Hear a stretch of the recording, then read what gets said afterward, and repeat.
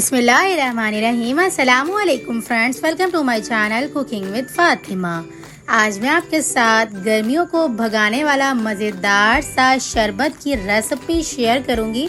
आपको अब किसी भी तरह के लाल नीले पीले शरबत बनाने की ज़रूरत नहीं होगी। एक बार बना के इसे महीनों सेव करके रख सकते हैं। गर्मी तो ऐसे भागेगी इस शरबत के पीने के बाद कि जैसे गर्मी थी ही नहीं। तो मज़ेदार से इस शरबत को बनाना स्टार्ट करते हैं। बिस्मिल्लाहिर्रहमानिर्रहीम। सबसे पहले ना हमने एक मुट्ठी के करीब यहाँ पर इमली, एक मुट्ठी हमने यहाँ पर आलू बुखारे ले लिए। अब कुछ लोग समझ ही गए होंगे कि यहाँ पर मैं इमली और आलू बुखारे का शरबत बना रही हूँ। तो यहाँ पर ना इमली हमने फ्रेश ले ली है। देख सकते हैं आप इमली कितनी अच्छी फ्रेश है, बिल्कुल नरम नरम सी है, सख्त बिल्कुल भी नहीं है। इसी तरह से ना आलू बुखारे भी बिल्कुल नरम है, सख्त बिल्कुल भी नहीं है। तो फ्रेश ये दोनों चीज़ें लेकर ना हमने एक पैन के अंदर ऐड कर देनी है। पैन के अंदर हमने तकरीबन भी 1 लीटर के करीब पानी ऐड कर देना है, क्योंकि जो है ना यहाँ पर इमली को पल्प बनाने में 10 से 12 मिनट लगते हैं गर्म पानी में। और लेकिन जो है ना हम आलू बुखारे को ना बनाने में यानी कि पकाने में, इसका पल्प निकालने में ना तकरीबन भी आधा से 1 घंटा लग जाता है। या कुछ जो है ना वो चीज़ पे भी बात होती है। अगर आपके फ्रेश होते हैं ना तो 10 से 12 मिनट या 15 मिनट में भी बन जाते हैं, यानी कि नरम हो जाते हैं। लेकिन अगर ये थोड़े से ज़्यादा दिनों के होते हैं ना तो ज़्यादा देर भी लगती है। तो मेरे ना तकरीबन 15 से 20 मिनट के अंदर ना मीडियम टू लो फ्लेम पे ढक्कन बंद करके कुक करने से ना ये बहुत अच्छे से नरम हो चुके हुए थे। देख सकते हैं हम कितनी अच्छी तरह से ना यानी कि गुठली छोड़ दी हुई है और पल्प अलग हो चुका हुआ है यहाँ पर आलू बुखारे का। ऑलरेडी इमली जो है ना वो जल्दी से ही अलग जो है ना हो चुकी हुई थी, यानी कि गूदा जो है ना अपना अलग कर चुकी हुई थी। देख सकते हैं आप दोनों को मैंने आपको चेक करवा दिया हुआ है। 3 से 4 मिनट तक दोबारा से इसे अच्छे से कुक कर लेंगे ताकि तमाम पल्प अलग हो जाए और गुठलियाँ भी अच्छे से अलग हो जाए। उसके बाद ना हम स्ट्रेनर पे रख के इस तरह से छान लेंगे ताकि तमाम जो पानी है ना वो अलग हो जाए। उसके बाद जो यहाँ पर हमारा जो थोड़ा बहुत इमली और आलू बुखारे का पल्प लगा हुआ है ना गुठलियों के ऊपर, उसे हम अच्छे से जो है ना यहाँ से चम्मच की मदद से अच्छे से निकालेंगे ताकि तमाम पानी और भी अच्छे से चला जाए। उसके बाद जो पल्प रह जाएगा ना गुठलियों के ऊपर, उसे हम हाथ की मदद से अच्छी तरह से करके जो है ना निकाल लेंगे। अच्छा, यहाँ पर हम छान इसलिए रहे हैं क्योंकि जो है ना यहाँ पर जो आलू बुखारे का यहाँ पर धागा वगैरह टाइप सा होता है ना, तो ये बिल्कुल भी जो है ना अच्छे नहीं लगते।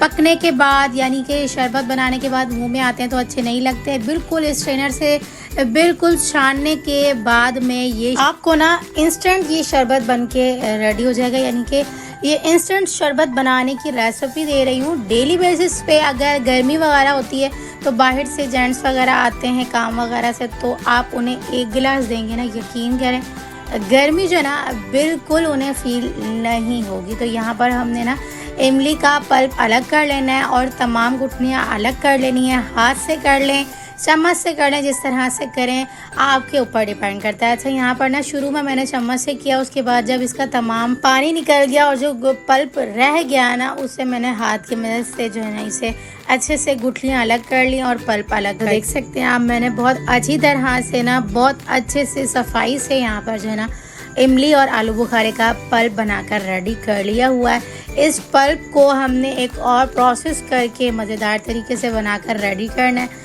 जिससे ना आपको रोज़ रोज़ की मेहनत करने की ज़रूरत नहीं होगी। आपने एक बार में ही इस शरबत को जो है ना बनाकर रेडी कर लेना है। तो यहाँ पर हमने तमाम जो है ना गुठलियों को डिस्कार्ड कर दिया हुआ है और यहाँ पर हमारा पल्प जो है वो रेडी हो चुका हुआ है। तो इस पल्प को ना उठाकर हमने डायरेक्ट से जो है ना एक पैन के अंदर ऐड कर देना। उसी पैन के अंदर जिसके अंदर हमने इसे बॉईल किया था, उसी पैन के अंदर हम ऐड करके ना मीडियम टू लो फ्लेम पे रख के चीनी ऐड करने के बाद इतना पकाएंगे कि ये तमाम जो है ना इमली आलू बुखारे का जो पल्प है ना, थोड़ा बहुत ये पानी है वो बिल्कुल जो है ना थिक सा होने लगेगा। तो यहाँ पर चीनी ना मैंने तकरीबन जो है ना 2 मुट्ठी के करीब, क्योंकि मैंने आपको मुट्ठी का हिसाब ही बताया तो मैं आपको मुट्ठी का ही हिसाब चीनी का भी बताऊंगी। यानी कि 1 मुट्ठी मैंने यहाँ पर इमली ली, 1 मुट्ठी मैंने आलू बुखारा लिया, तो मैंने यहाँ पर जो है ना तकरीबन भी जो है ना 2 मुट्ठी यानी कि मैंने ऐड कर दी थी, क्योंकि 1 मुट्ठी जो है ना वो चीनी इमली के हिसाब से, 1 मुट्ठी जो है ना यहाँ पर मैंने वो आलू बुखारे के हिसाब से ऐड की, क्योंकि जो है ना थोड़ा बहुत मीठा ऊपर रखा जाता है क्योंकि हमें डेली जो है ना चीनी ऐड करने की ज़रूरत ना हो, इसलिए इस टाइम पे हम चीनी ऐड करके मुकम्मल तौर पर ना इस शरबत को बनाकर रेडी कर लेंगे। अच्छा, कुछ लोग ना यहाँ पर नमक और जो है ना यहाँ पर भुना कुटा ज़ीरा और कुटी हुई लाल मिर्चें भी ऐड करते हैं, लेकिन मैं बिल्कुल नेचुरल तरीके से और फ्रेश सा जो है ना हेल्दी सा ये शरबत बनाकर रेडी कर रही हूँ। तो मैंने इसके अंदर कुछ भी ऐड नहीं किया है, सिर्फ और सिर्फ चीनी के। तो यहाँ पर ना हमारा मज़ेदार सा थिक सा जो है ना शरबत बन के रेडी हो चुका हुआ है। देख सकते हैं आप चम्मच पे जो है ना ये कितनी अच्छी तरह से लग रहा है, तो इसका मतलब ये थिक सा जो है ना बन के रेडी हो चुका हुआ है। अच्छा, ज़्यादा थिक ना करिएगा, सिर्फ इसी क्वांटिटी में इसी थिकनेस पे ना आके आपने फ्लेम को बिल्कुल बंद कर देनी है और बिल्कुल रूम टेम्परेचर पे करके इसे ठंडा कर लेना है। उसके बाद आप किसी भी एयर टाइट जार में इसे भर के रख सकते हैं। पूरी गर्मी आप इसे इस्तेमाल करिएगा, बिल्कुल भी ख़राब नहीं होगा, फंगस भी नहीं लगेगी।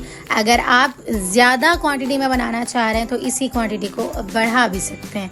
तो मैंने रूम टेम्परेचर पे ठंडा करने के बाद इसे एयर टाइट जार में भर के रख लिया। उसके बाद ना मैं आपको गिलास जो है ना आपके सामने बनाकर दिखा देती हूँ। आपको यहाँ पर ना मैंने 3 to 4 टेबल स्पून यहाँ पर मैंने इमली का पल्प ऐड कर दिया। उसके बाद जो है ना यहाँ पर मैंने बर्फ़ से भरे हुए गिलास के अंदर पानी ऐड करके मज़ेदार तरीके से मिक्स कर दिया। इसी तरह से हमारा झटपट क्विक हेल्दी और बहुत ही ज़्यादा रिफ्रेशिंग सा मज़ेदार सा हेल्दी यहाँ पर ना इमली और आलू बुखारे का शरबत बन के रेडी हो चुका हुआ है। तो मज़ेदार सी इस रेसिपी को एक लाइक तो ज़रूर से बनता है। तो चलें फिर मिलते हैं नेक्स्ट वीडियो में। जब तक अपना ख्याल रखिएगा, मुझे दुआओं में याद रखिएगा। मिलते हैं नेक्स्ट वीडियो में बहुत ही आसान, सिंपल और यूनिक सी रेसिपी के साथ। अल्लाह हाफ़िज़।